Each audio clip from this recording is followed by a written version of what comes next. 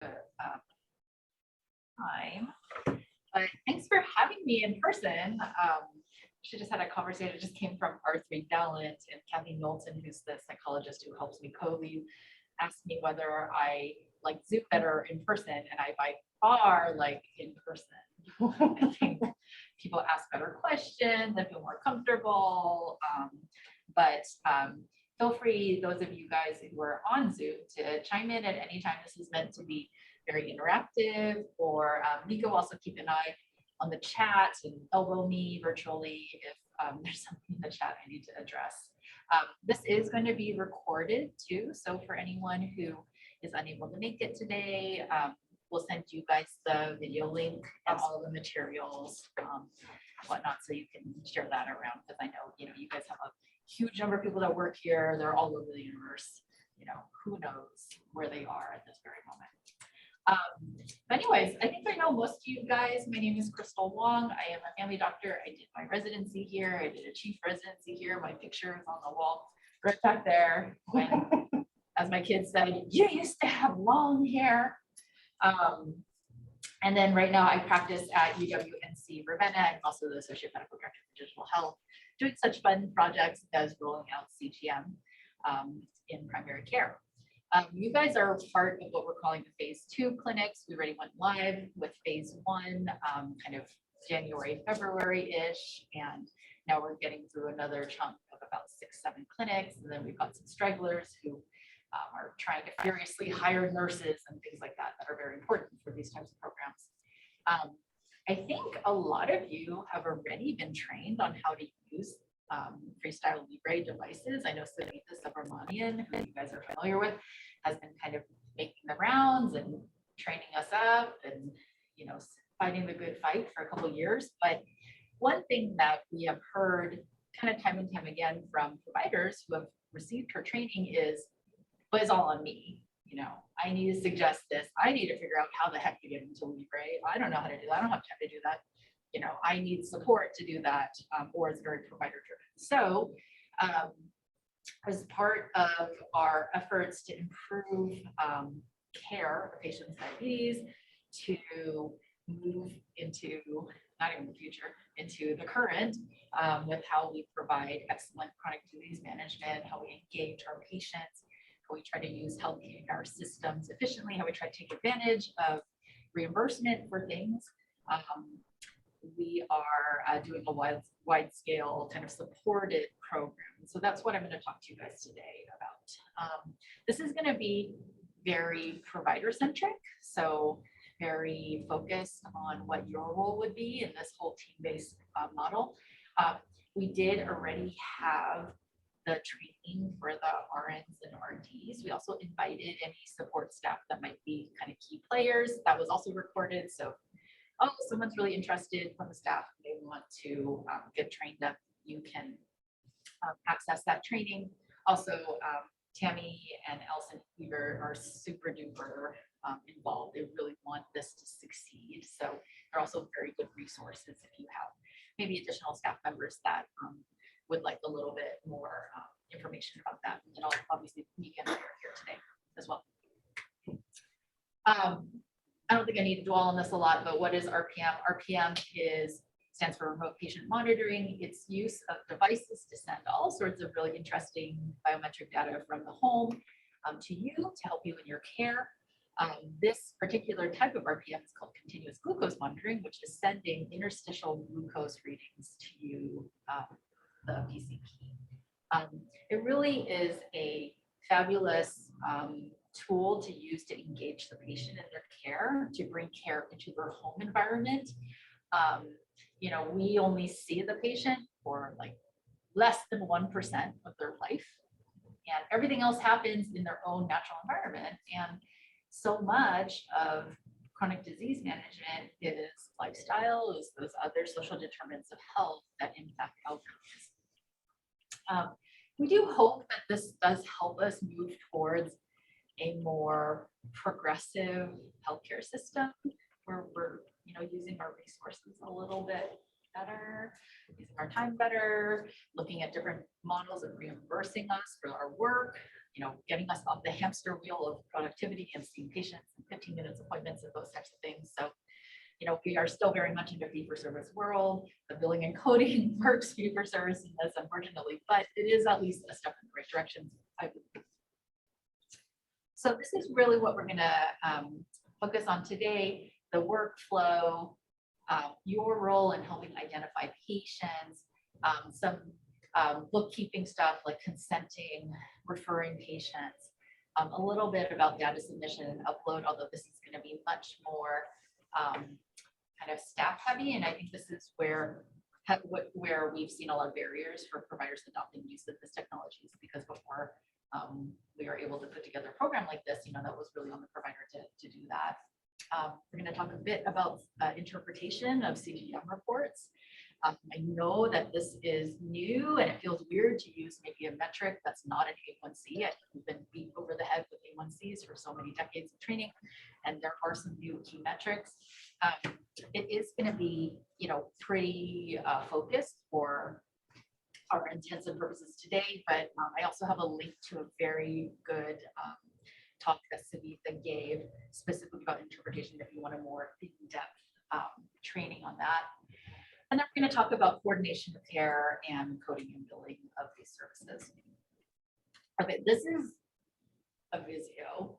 I know a lot of people are not into this, but some people who like process mapping and those types of things, this might be. Looking at you, Julianne, like maybe this is you. Maybe you're going to print this and put it in your office wall. But this is kind of just a good visual overview of the program and all the steps that we put thought into and how the team interacts. And I think that's really the point that I'm trying to get across to you guys, is this is a team sport. It's not just you versus diabetes, it's you and your care teams working together. So we do have this document. One area of this workflow that we did put a lot of diligent work into is this area right here, which I will talk about in detail in a few slides. And this is the insurance coverage part of the workflow. When we ran our CGM pilot, which we did at Ravenna, Woodinville, and Issaquah, this had to be the most headbanging step. Oh my God, I have a patient with Medicare. We're trying to get it covered. What are all these forms? Why do you need this approval? Why do I need these chart notes? And it was kind of messy. So we put a lot of diligence into trying to fill out those gaps, so the poor nurses and RDs didn't feel so like, out in space doing that. Okay, so the first step is obviously identifying who would be a good fit for this program. It is who would be a good fit for using the device, but also the program, because again, this is a standardized program where we're training team members to follow a specific protocol. And I think we all, in our minds, have patients that might be a good fit. Like you could imagine some sort of clinical case that would make using a Libre a good idea, but maybe they don't fit the exact program. So, so let me spend a little bit of time talking about this, because I think we all kind of like sometimes scramble. I do this all the time. I like scramble my RN's brain sometimes because they ask him to do something that's kind of weird. And we're going to try not to do that to our lovely support teams, because this is new to them. So it is going to be pretty standardized of the program. Eligibility means who is a good fit medically, situationally, social determinants of health, not insurance coverage. Okay, I think this is a little bit of a hard paradigm for, this was definitely a hard paradigm for those of us who were in the pilot to kind of remember, because I think sometimes we get stuck on this, like, will it be covered? And then, you can't get past that. So we're specifically talking about medical eligibility right here, who makes a good fit based on their characteristics. So number one, we are focusing on type 2 diabetes.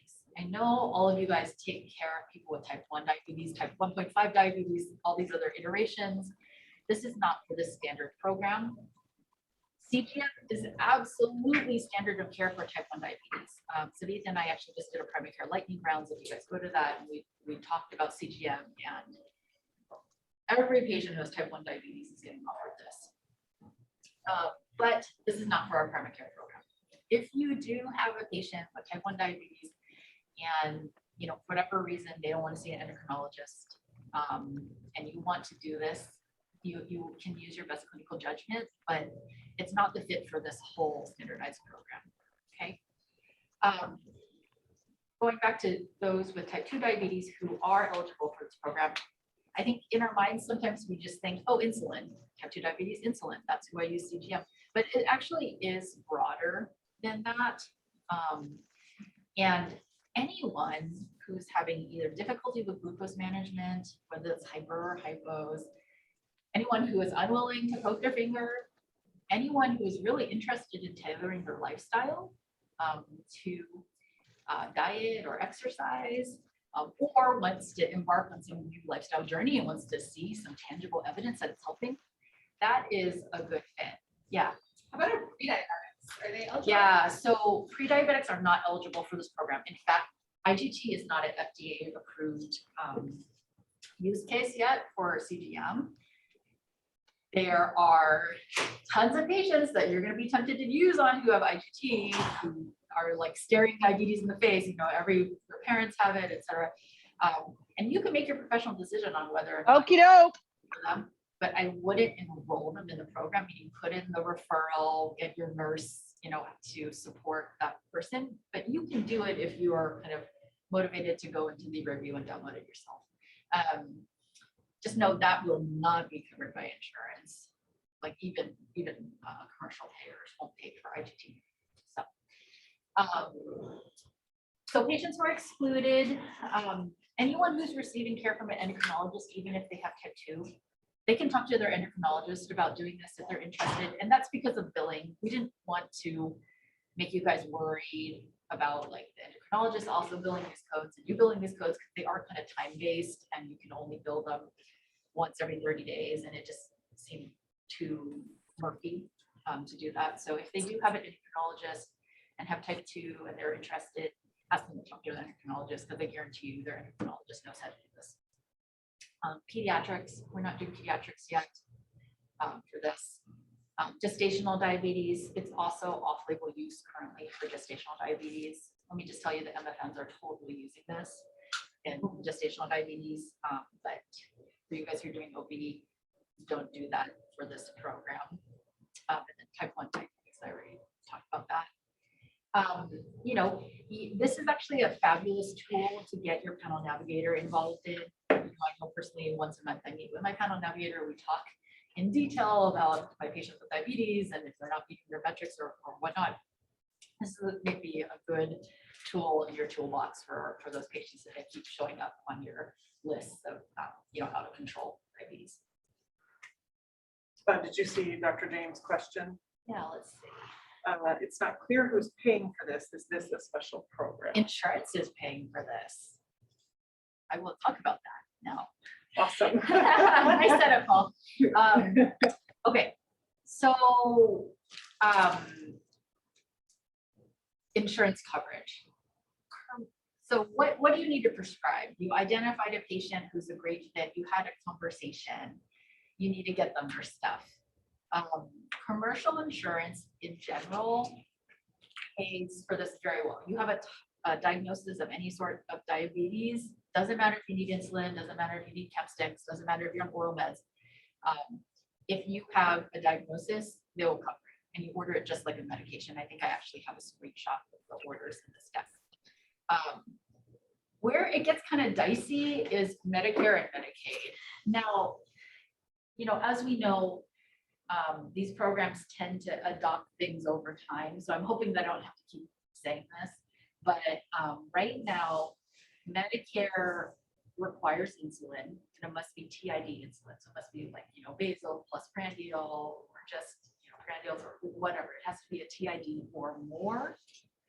And it needs, this patient needs quote unquote frequent insulin adjustments. There's no quantification of that. There's just a statement.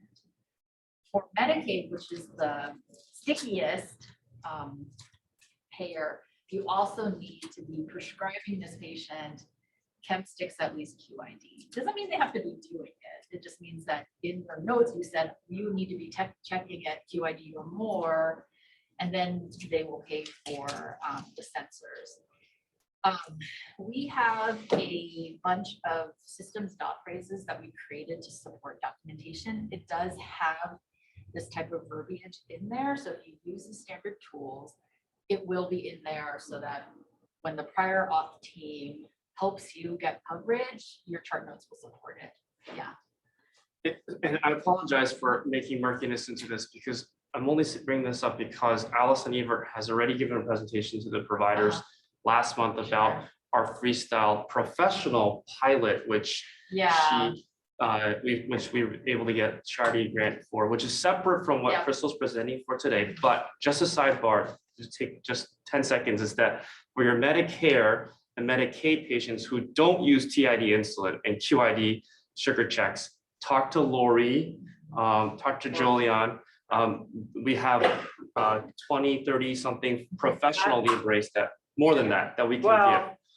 Less now, like we launched it and I swear, like these guys are in my office every other day grabbing something from the shelf. So it's exciting though to see it being used, right? And that's the whole purpose of it. Totally. And, you know, just kind of an aside, you know, for those of us who work for digital health, we're very concerned about digital health equity and the digital divide. And we really do need programs like that would supplement like that gap. You know, one thing I was actually talking to Brina about this, you know, with the pro, you can't get your own data. And I mean, this is like such a power. In fact, if you look at, if you guys want these articles, I can send it to you, but Earl Hirsch, who some of you guys might know, is like a leading diabetologist and, you know, has done most of the publishing. As diabetes himself too. And, you know, in the review articles that are supporting, you know, the case for using this, the biggest case for this argument for payers to cover this for type 2 diabetes is engagement. And it's difficult to engage if patients aren't looking at their own numbers. So, you know, for all intents and purposes for type 2 diabetes, I do think that there is, you know, maybe an argument to use the regular Libre so patients can have that data and be like, oh, I shouldn't have eaten 2 pieces of pizza. Maybe I should have eaten 1 piece and then just had a salad, you know, that type of real-time feedback that helps cement good lifestyle choices and gives you, you know, feedback if you slip up, etc. So we do have this grid about how to get it covered, but, you know, for your patients who have Medicare, Medicaid, I mean, obviously, we will support the prior authorization process. In fact, what we were able to negotiate was that the same team that does like your prescription prior auths, they will do this for those patients. And that was a big win because otherwise we were kind of like up the creek ourselves doing it. But for some patients, that headache might not be worth it, and they'd be willing to pay cash for them because they're not that expensive. You can get a pack of 2 for like $70. Oftentimes Libre has a coupon for free. In fact, I had a patient who's on Medicaid and she was able to get 2 for free. So, you know, so there are other ways, and we're all real good at, you know, playing the system, right? You just have to kind of eat these days. So, you know, just know that there are other ways besides insurance. I do want to give you the assurance that the RPM codes, meaning the codes that your RN, RD, or yourself, you know, put in for your time, for your interpretation, all that has been very well covered by all payers. We have many months of reimbursement data from UWP showing that we are getting like basically 0 denials, and, you know, the patients haven't been charged for any delta. I think it's because they're dollars. Don't tell UWP I said this, but the dollars for this is just so low. They just don't chase it if the patients. So right now, it's actually pretty good. You don't have to worry too much about patients getting unexpected.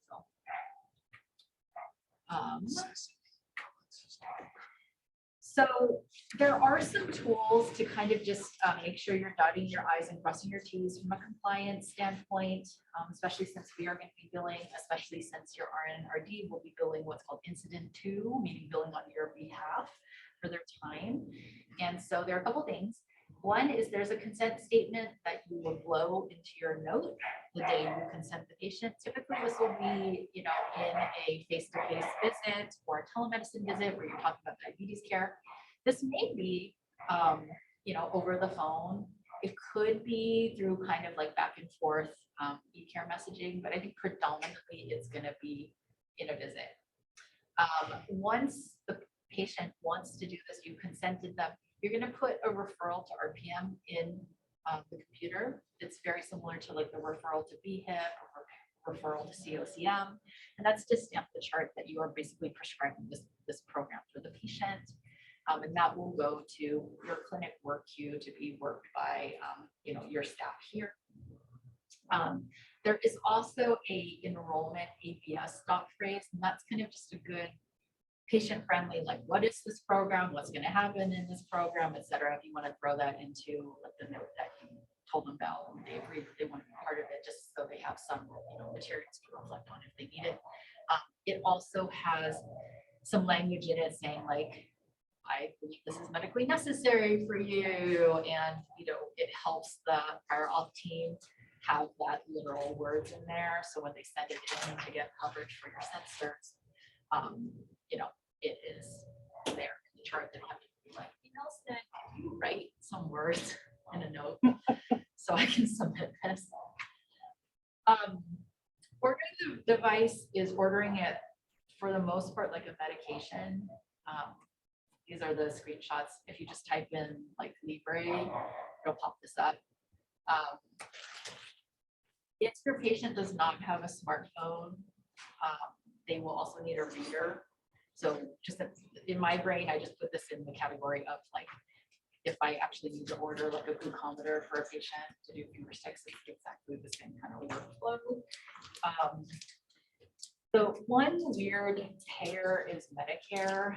This goes to the DME benefit, so you have to put it in as DME.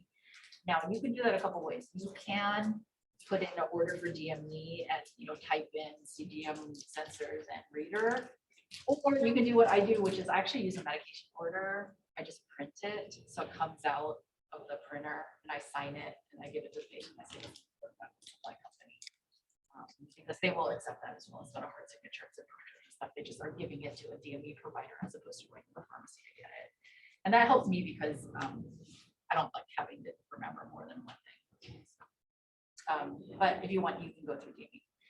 There is a DME form that you have to print out for Medicare.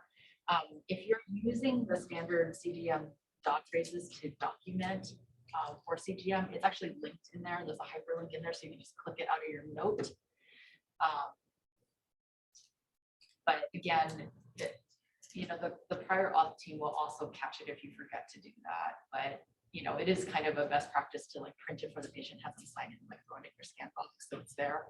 But that is required in addition to the DME order that you have signed for the patient. Yeah, down there it's just highlighted. If they don't have a smartphone, the patient will also need a reader. They will also need a reader if they have like an iPhone 2 or something, because they don't make apps. So what happens, what the magic happens, what happens behind the scenes? So your staff will basically receive the referral, and then they will check to see if the patient has everything they need. So, oh, Crystal forgot to write a prescription for the sensors. They'll ping me. Can you please put those in? You forgot to do that. Oh, okay. Everything looks okay from a training perspective. Let me call the patient. Hi, Mr. Smith. This is Q calling from Ravenna. I got a referral to do your intake for CGM, and I saw that Dr. Wong put in your sensors. Did you pick them up? You didn't. Okay, let me check. Let me figure this out for you. Oh, you did? Cool. You have everything? Great. Let's schedule it. Come on in. I will teach you how to use it. And they'll kind of take it from there for the intake. So there is kind of some troubleshooting built into the training that we're giving the RNs and RNs.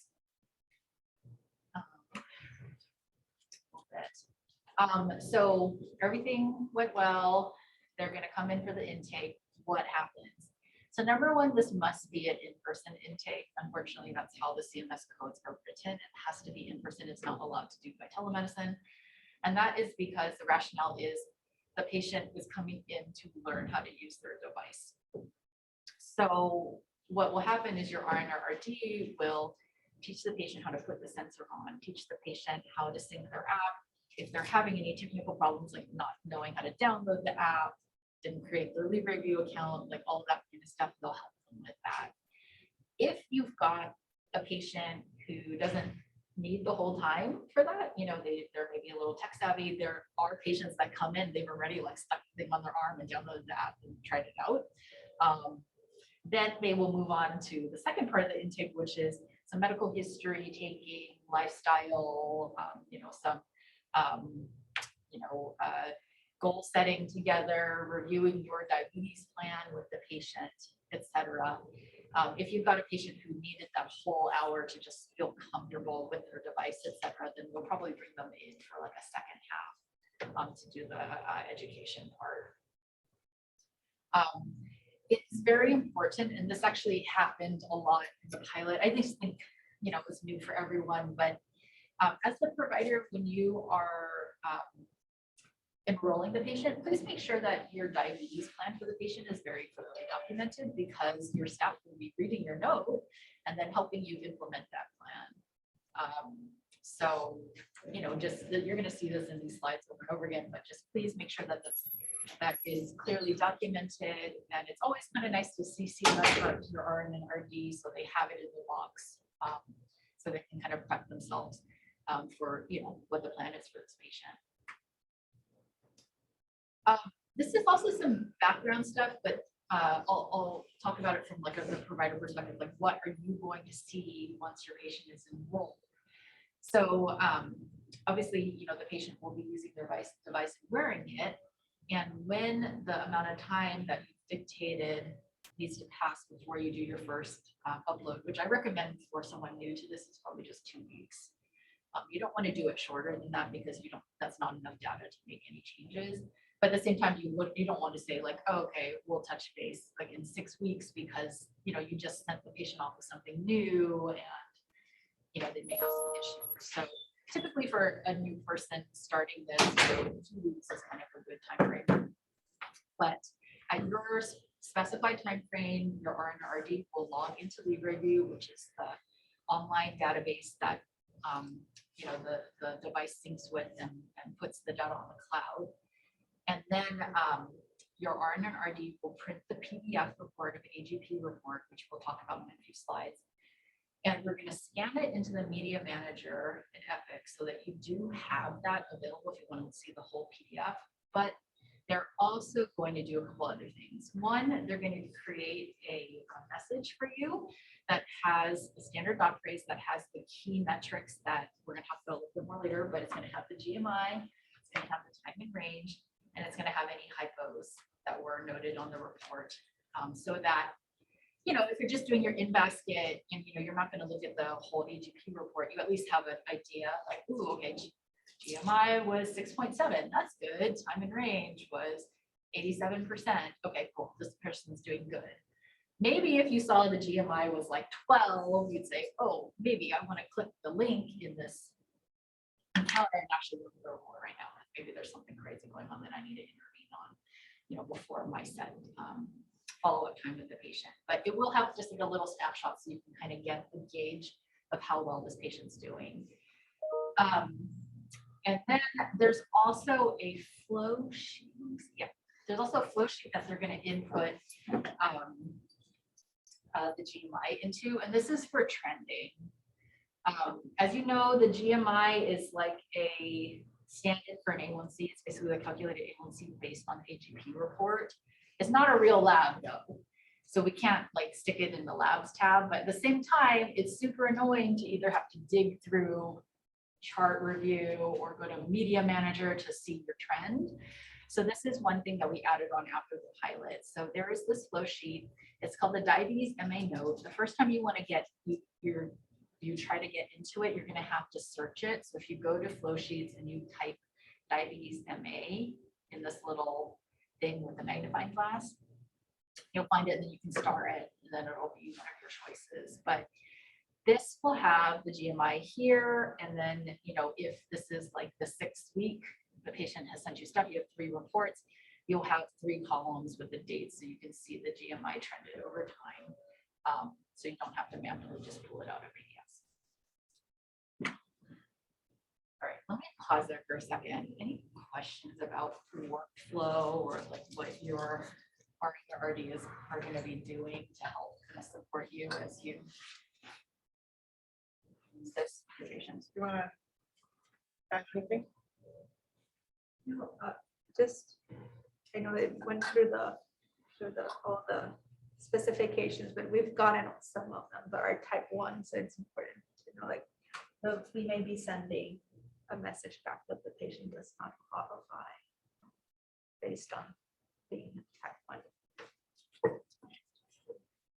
Because when we see the referrals, if there's anything that they don't qualify, we'll let the provider know. Yeah, we appreciate that. Otherwise, you're like, you know, in a void trying to figure it out yourself. Lori, I think you got a meeting at 1, but if you're still on, did you have any comments? Or I think Joy's on as well. Yes, Joy is on. But I think this will be super helpful for all. Thank you. Yeah, no problem. Okay. yeah, I think Lori had to run. She had a patient, but I can confirm that using with the patient.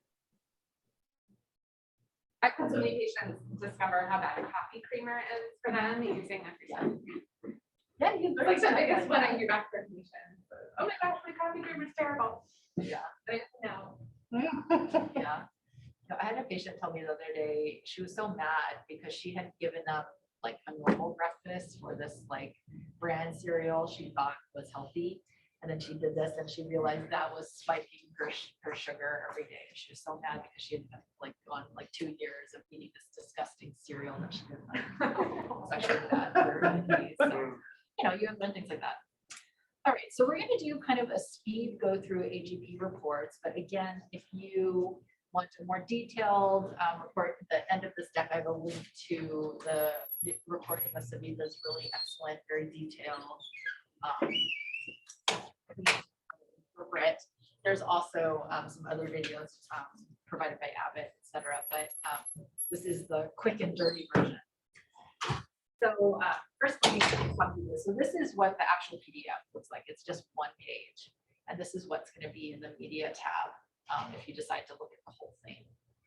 I'm going to orient you to the different quadrants on the top, and then you know we'll talk through kind of a little rubric to interpret these.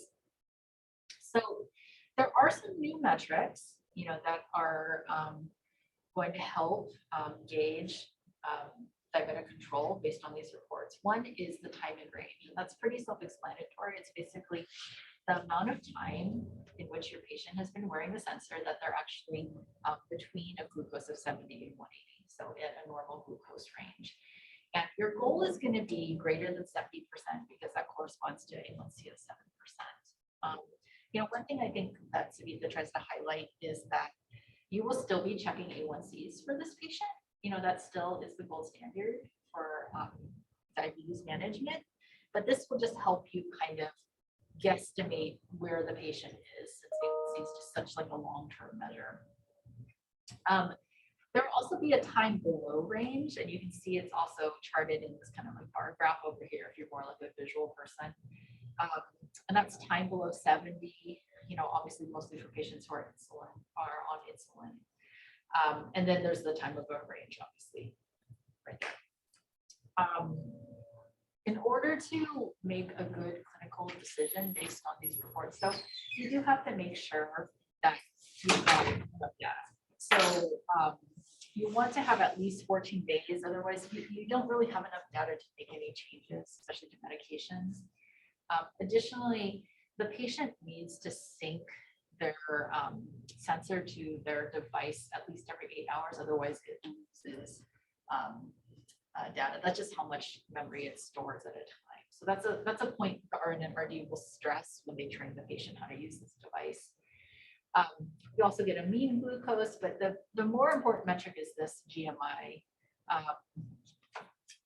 or the glucose management indicator, which is basically a calculated A1C. And I think most of your patients who have diabetes are kind of used to talking about A1C, so this will be a very kind of motivating, encouraging, keep up the good fight, keep up exercising, etc. To kind of talk GMI equivalency to A1C, even though it's not exactly what it is. It's just kind of speaking the same vocabulary. And then there's also glucose variability. It's just basically a calculation of fluctuations.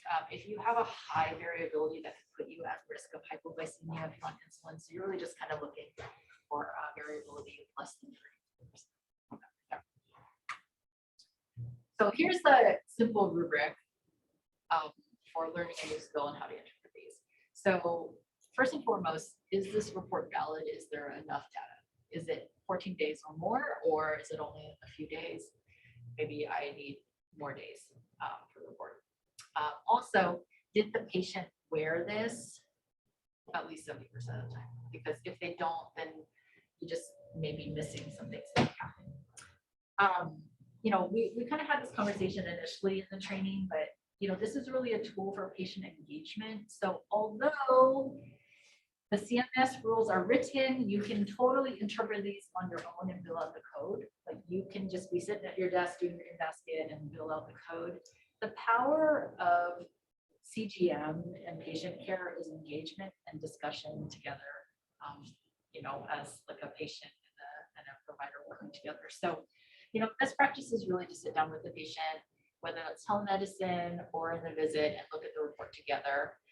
You'll identify when did you eat, what time do you go to sleep, when you exercise, what time do you take your meds, and then you kind of look at the glucose curves with the patient, very similar to how you would interpret good old-fashioned like chem sticks. Look for patterns. Is there a time of day where you're spiking? Are there any hypers or hypos, and what triggered those? And then you'll make your plan based on the report. We do have a standard dot phrase, the CGM argument interpretation note, and that will have all of the things that you need to input to hit criteria for filling out the code for interpretation. I have a billing grid later in the presentation, but you can fill out that interpretation once every 30 days. It's worth 0.7 RVUs.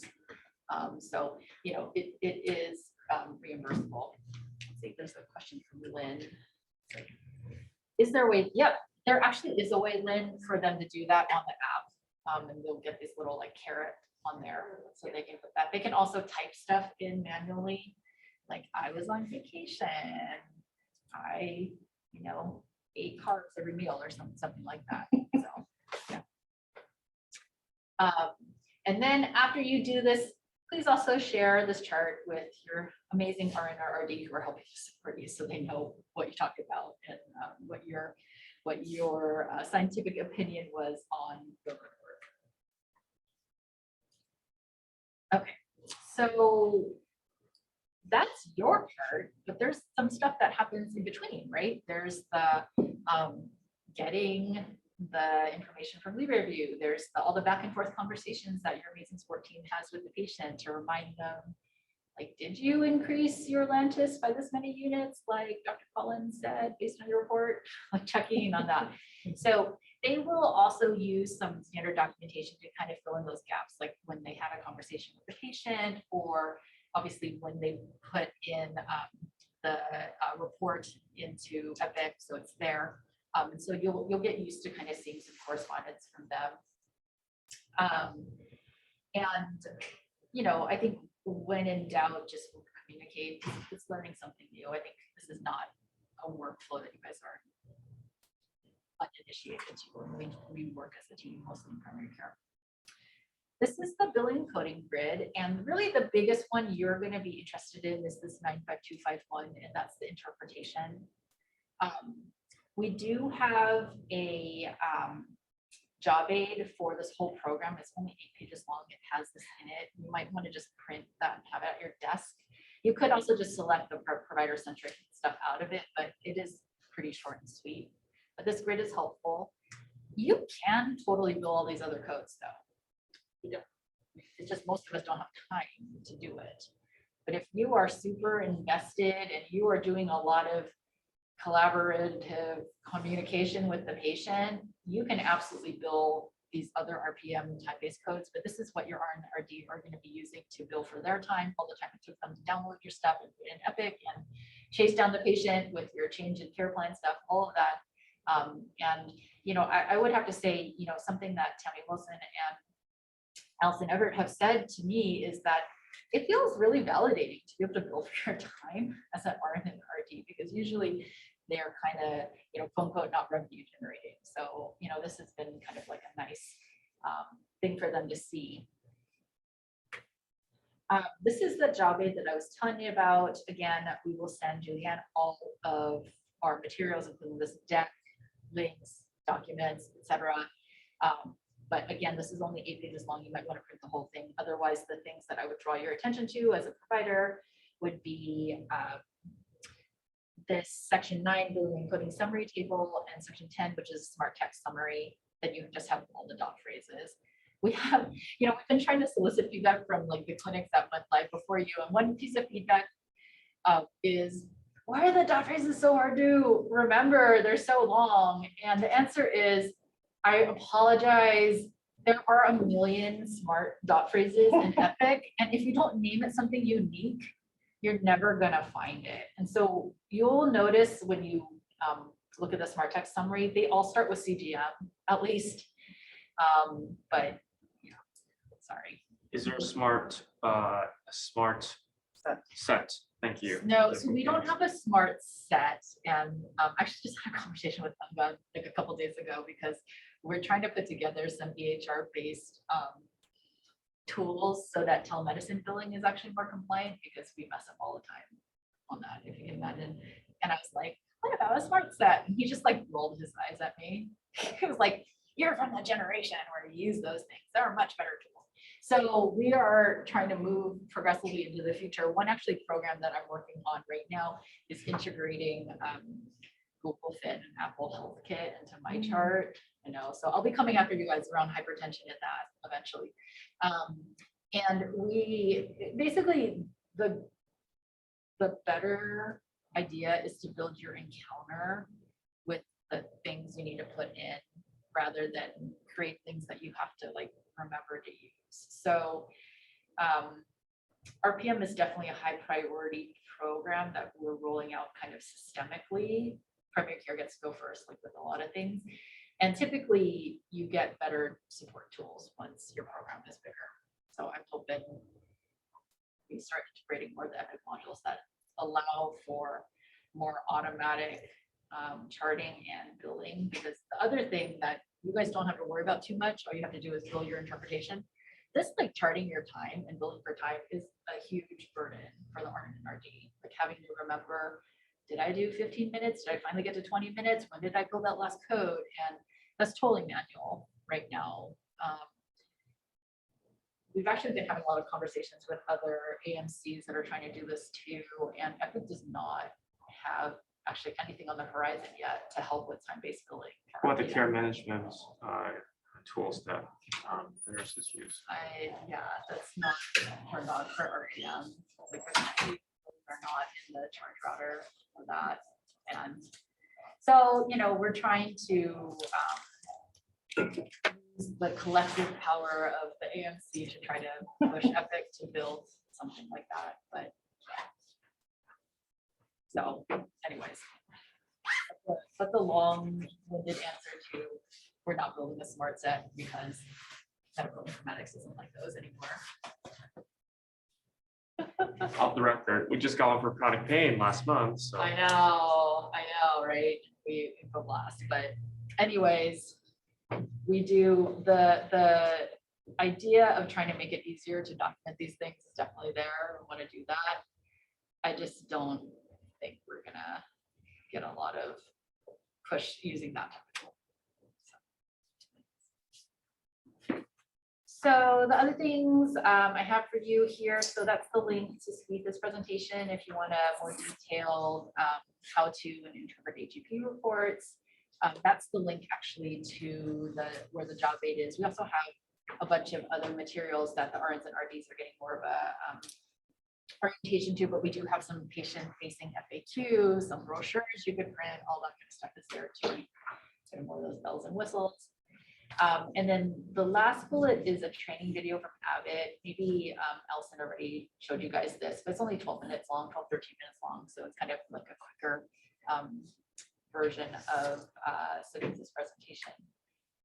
And then these are all the dot phrases that I kind of went through in the presentation and talked about how to use. So with that, time for questions, if you have any. I'm also happy to field any unrelated CGM questions if you have telemedicine questions, for digital health questions. I will just say that even when I'm talking about the new technology with patients that have commercial insurance, I've been sharing with them what typically a sensor will cost, because I had two that had very high co-pays even with the commercial insurance, and they came back and said, oh, it's like $300. And I was like, no, just go back to the pharmacy, ask them to run it through GoodRx with and then they did, and they were able to get it. So always like letting them know what is the approximate cost of the sensor. Where they have a very certain cost, they can ask to with other insurance and get their own price. It's a good point. Like sometimes insurance is more than cash, which is just. Yes, cottage for 2 cases. And what is the cost? Oh, they were going to be charged a couple of hundreds. Okay, but if. Oh, no, out of pocket Yeah. for 2 sensors, it's around $70, so $35 average per sensor. Yeah, each sensor lasts 2 weeks. Yeah, So it's it's two like $70 per month. I told the group earlier in the presentation, I actually had a patient who had Medicaid, and it's just, she wasn't going to qualify based on, but she wanted to do it. And so she actually got a coupon from Libre and she got 2 for free. So if you've got a patient who's a little bit savvy, they can get them for a reasonable cash price. This is also something you may not need forever. Like you can use 2 Libres for the first month and sort of change your lifestyle habits and do another one in 6 months or a year or something. I think that's immensely helpful. I have a friend of mine who is a patient at Woodinville, recently diagnosed with diabetes, had an A1C in the double digits, was only placed on metformin and placed in the Freestyle Libre pilot, and his A1C came down to 7. Just with the change in lifestyle, I think, and he's a engineer, he looked at his numbers a lot, he just changed his lifestyle. I think that feedback mechanism, the video gamification of healthcare, I think for the right nerdy patients is very, very effective. Yeah, I mean, I'm gonna tell you, we had like 21 patients enrolled in the pilot, 100% of them hit GMI goal. Wow. I mean, it's like, obviously it's patient selection, right? But at the same time, even with motivated patients, I don't think I got 1,000.